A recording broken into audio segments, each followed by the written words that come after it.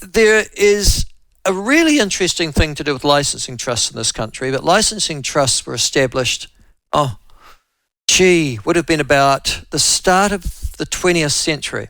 Yeah, that'd be right. And they were started largely by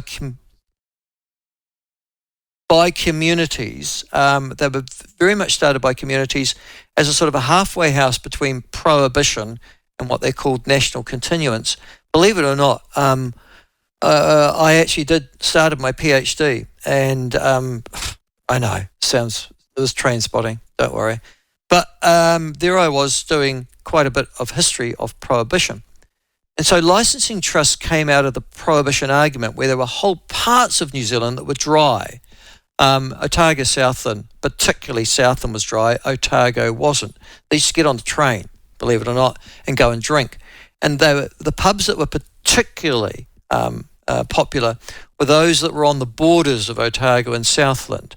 So there'd be just over the border pub, Southlanders flock across to the border, get drunk, go home again. So that is how trusts started up. They were that, after Prohibition, they were that sort of halfway house. And the idea was that trusts are run for that community. Any profits that they generate from their trading activities are meant to be put back into the community. But the deal is that no one else can sell liquor. So even now, you will find that in Gore, for example, you can't buy wine in the shop. You've got to go to the Gore Licensing Trust, as an example, liquor outlet, where they sell wine that's really, really good, really, really cheap, and have no idea what they're selling, which is fantastic if you ever go there. Anyhow, but ACT MP Simon Corp, he wants to end those. He particularly has set his sights on scrapping West Auckland Alcohol Licensing Trust monopolies, and he joins us now. Simon, welcome to the show. Is your pub, I take it that you're thinking of generating a private members bill, is that right, to get rid of licensing trusts in West Auckland? That's right, Michael. The licensing trusts, not just in West Auckland, but also in Southland, are a real anachronism. Are you going to get rid of the ones in Southland as well? We're going to end the monopoly. The licensing trusts, they can continue owning bars, restaurants, lots and lots of pokie machines. They can continue to return their profits, meagre as they are, back to their communities. We're not going to stop them doing that. What we are going to do is to allow somebody who wants to, say, set up a hotel and offer rooms to be able to do that. I'll just give you a couple of stats. West Auckland, 300,000 people.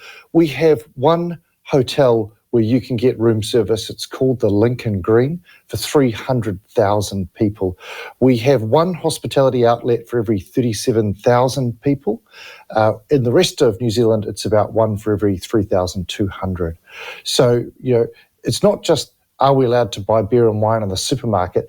There's a huge business opportunity. There's a huge jobs opportunity that West Aucklanders are missing out on. And also, to a large extent, so are the people of Invercargill and Gore.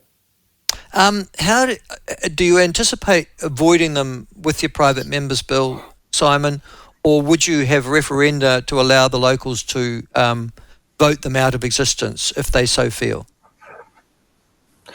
Well, we've tried referenda to end the monopolies. The reason I'm taking this bill to Wellington and I'm going to solve the problem through legislation is that it's just too difficult to get that. It's 15% in Southland, and a number of people have tried. I've been involved with a group called the West Auckland Licensing Trust Action Group, which has tried to get the signatures that they needed to force a referendum at the local government elections. It hasn't been possible. But let's just remember what the problem is. We've got an organisation, particularly in West Auckland where I live, that's meant to serve a population of nearly 300,000 people. There are 8 bars and 1 hotel. They return, in the last year, only about $1 million from the West Auckland licensing trusts from well over $100 million in turnover. And Westie spent another $100 million on hospitality and buying alcohol through click and collect from supermarkets, even though they can't buy it from anything anywhere else but a trust venue in Auckland. So it's time to end the monopoly. It's time to treat Westies and those good people of Southland like adults and give them freedom to choose. Okay. In the Southland case, I don't know if it's a different case, but they have been a key player in generating much of the sporting infrastructure and the recreation. I think they even contributed towards the South Island or the Southern Institute of Technology. So a lot of their money has been going to those areas. That obviously, you're saying, well, that can continue, but the moment you put competition against them, they won't be making those profits, will they? Well, they should back themselves. If they think their hospitality venues are so good, if they think that the pokie machines that generate, somewhere between, the Southland Invercargill Trust said 63% of their profits, and Auckland's about 80%. If they think that they're so good at running pokie machines, then they should back themselves.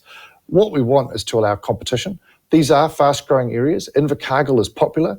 I'm down there 2 or 3 times a year, and it's growing fast. It's an attractive place to live and work. Housing is relatively affordable. There's good, high-paid jobs down there. We think that the Trust in Mataura and West Auckland, they should back themselves. And what they should also do is look deep within themselves to find out whether they're actually making the most of their asset base. They're sitting on between them hundreds of millions of dollars worth of assets. And it doesn't appear that they're actually returning sufficient to their community based on their asset base. And I'll just give you one more fact. In Auckland, for every dollar that the Trust returned last year, they paid their CEO nearly 60 cents. So it's just not clear that they're delivering for their communities in Auckland, although we understand that Southland's very proud of theirs. Well, I don't know if they're very proud. They've got no option. So if you've got a monopoly, it's pretty easy to generate a profit. Ask Air New Zealand. Isn't that the case? The lack of competition means that you can charge whatever you like, and it's unsurprising you make a profit, I would have thought. You make a fair point. I mean, the New Zealand government's doing all it can to bust monopolies and reduce consumer prices everywhere. We've got the Commerce Commission set up to do just that. And yet we have this anachronism, this throwback to the 1970s or earlier. Well, in actual fact, goes back 100 years. Yeah, that's right. And that's right. So yeah, we need to get rid of the monopoly. We need to allow more choice. And if you made a good point about anyone can make a profit if you're a monopoly. The other problem is they're just not efficient. In Auckland, their overheads have risen from $3 to $4 million a decade ago to nearly $14 million the last time they published their accounts. That means that there's maybe $10 million that they're using to fund a back office operation. They still only have 8 bars and 1 hotel at Auckland. How on earth do you run a $14 million overhead just to run 8 bars? You ask anyone in the private sector, they'll say that's completely unnecessary.